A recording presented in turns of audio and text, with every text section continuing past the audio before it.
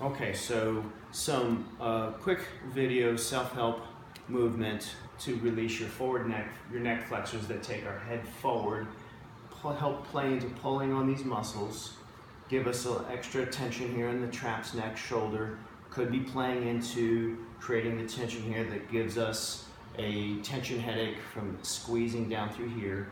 The ones that play into you're always leaning over more and more because your head is pulled out here, that play into hyper breathing up into here. So what we're gonna do is, if you had a wedge, that'd be great. Otherwise you'll lay down and get your shoulders in the same position over the end of the bench that I'm gonna get myself here into. I want the base of the neck, the top of your back, the bottom of your cervical spine about there. There's the first lump. You can feel bony protrusion. That is the top of your back. That is your first thoracic vertebral body. So we're going to come down here. We're going to cradle the head. Fingers are overlapped. We're going to drop down into this.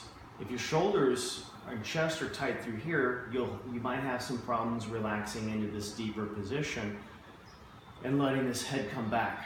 So initially, if you have a really bad situation, you'll have a hard time dropping back. You'll just have a tendency to want to hold yourself up, but we're going to try to get you back here. So you might have to sit and try to relax for 1 to 5 minutes. Everybody would be different. Notice this gap position here.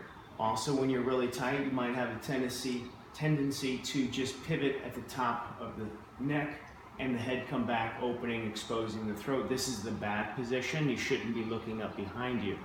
So as you're coming back down, and so you might lift up, reposition, bring it back down. Think apple distance, fist distance. And then, okay, where's my eyes? Now lock on that spot and try to keep your eyes on that singular spot. As you come back down, and your hands would be back here trying to cradle and relax. Hold your head so your neck muscles can relax. You're coming back in. You might have to, and you should probably start feeling like you're trying to do a double chin feeling technique, right? That is literally going to start stretching out the sternocleidomastoid and the front scalenes. So less than this distance is fine. It might feel like it's less, but if you notice, I can still get this fist here comfortably, okay? It's likely to provide you a stretching sensation in the base of the skull, because the back of your head is literally coming up higher from what you're used to. When you're dropping down in and you're relaxing and you're trying to give yourself time to make sure your shoulders are relaxing. If this is tight, this might be half your issue on relaxing, and then of course there's plenty of foam rolling to do for the shoulders and the chest. So eventually you'll get down here into a deep position, and this is one of the reasons we want your head up and elevated, because so your neck can drop down and lean back. So now if you have a true cervical spine issue and you are under doctor's care for neck issues, you should not do this without supervision.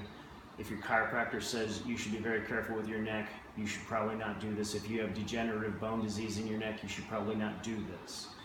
So from here, we finally got into the starting position. All of this is the setup for the actual movement. So we're sitting here, we're relaxing.